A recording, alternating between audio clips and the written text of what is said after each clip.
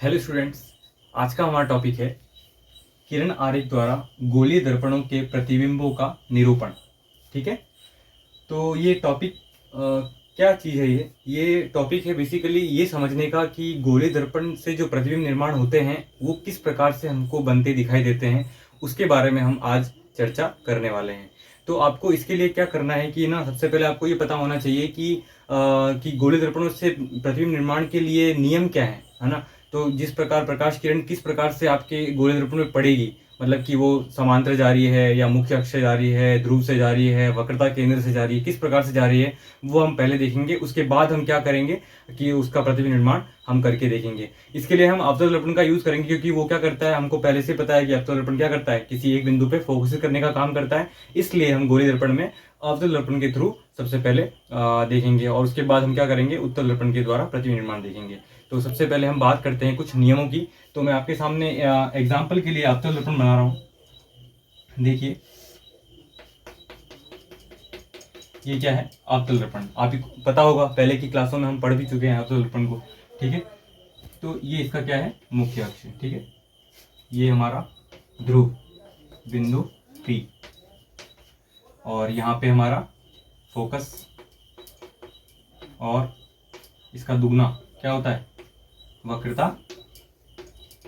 त्रिज्या। ठीक है, या इसका नाम तो वक्रता केंद्र है, और दूरी कितनी है, वक्रता त्रिज्या के बराबर ही है। ठीक है, ए सी है, ये F।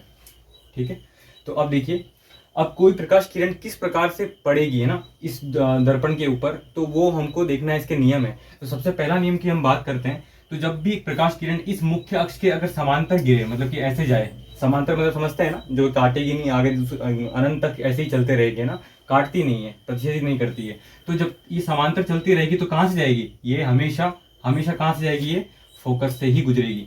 ये पहला नियम है। ठीक है, पहला नियम क्या है, यदि मुख्य अक्ष के समांतर किसी भी दर्पण के सामने या मुख्य अक्ष के समांतर अगर कोई किरण जाती है तो कहाँ से हमेशा जाएगी, फोकस से गुजरेगी। ये इसका पहला नियम। दूसरा नियम क्या है, दूसरा नियम है, मैं आपको वापस दर्पण बना के बता रहा हूँ। दूसरा नियम, यदि वक्रता केंद्र से गुजरे तो, है ना, अगर सी से गुजरे तो क्या होगा, सी से गुजरेगी कोई भी प्रकाश किरण, मतलब कि अगर यहां से गुजरेगी इस प्रकार से, तो वो वापस से उसी दिशा में वापस लौट जाती है। अगर मान लीजिए सी से गई है तो वो वापस कहाँ जाएगी, वापस इसी सी से पुनः गुजर जाएगी।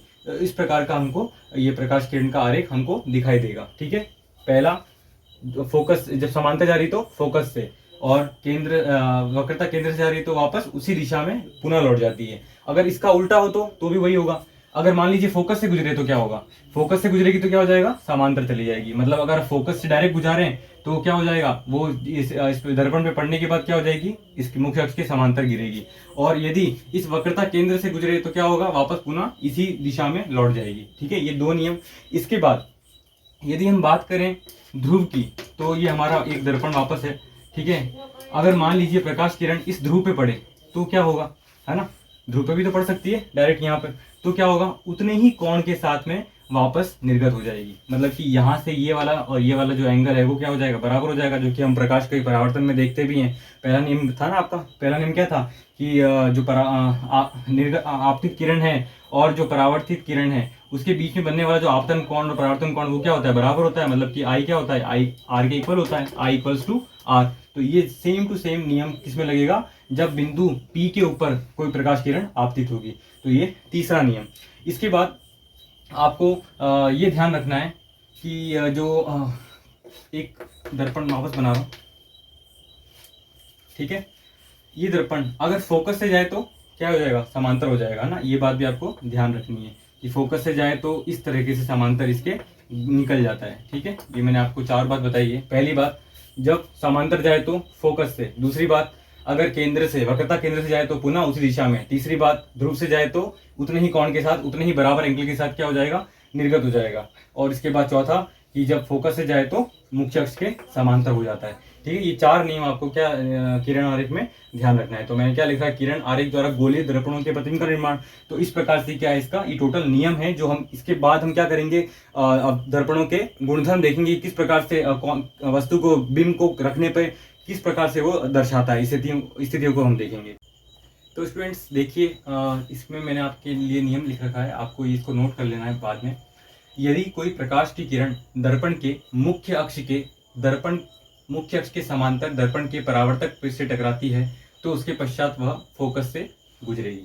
ठीक है, मैं आपको बताया था कि यदि किसी भी दर्पण के अंदर, गोले दर्पण के अंदर, यदि इसका जो अक्ष है ना, इसके अगर समांतर आएगी तो कहाँ से आएगी? फोकस से गुजरेगी। यही बात मैंने आपके सामने लिख रखी है। दूसरा नियम मैंने क्या लिख रखा है कि यदि कोई प्रकाश किरण दर्पण के वक्रता केंद्र से गुजरे, है ना, सी इस वाले बिंदु से गुजरेगी तो क्या होगा?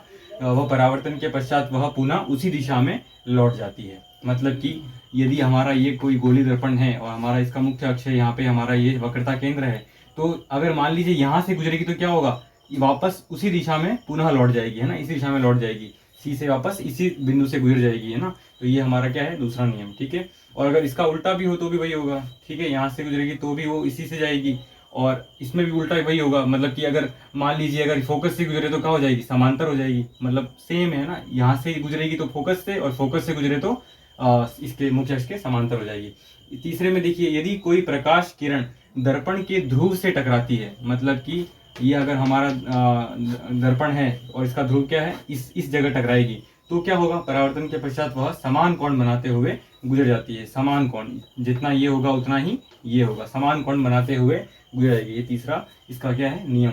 तो हम किरण आरेख द्वारा गोले दर्पण के प्रतिबिंब को निर्माण का निरूपण हमने ये नियम सीखा है। अभी ओनली हमने नियम जाना है कि कौन सी किरण कहाँ से गुजरेगी तो किस प्रकार से वो निकलेगी टकराने के बाद, वो हमने यहाँ पे देखा है। तो स्टूडेंट्स, हमने इस पूरे सेक्शन में बात की है प्रकाश की किरण के नियम की, गुजरने की, है ना, कि अगर प्रकाश किरण मुख्य अक्ष पर मुख्य अक्ष से अगर समांतर गुजर रही है तो वो कहाँ से जाएगी? फोकस से जाती है। दूसरा नियम हमने क्या देखा कि मुख्य अक्ष के अलावा जो हमारा वक्रता केंद्र है, वक्रता केंद्र से गुजरेगी तो वापस उसी दिशा में लौट जाती है। और तीसरा हमने देखा कि जो अगर फोकस से या गुजरे तो वापस उसके मुख्य अक्ष के समांतर हो जाती है, और या फिर ध्रुव से गुजरे तो क्या होगा? ध्रुव से गुजरेगी उतने ही समान कोण के साथ में क्या हो जाएगी?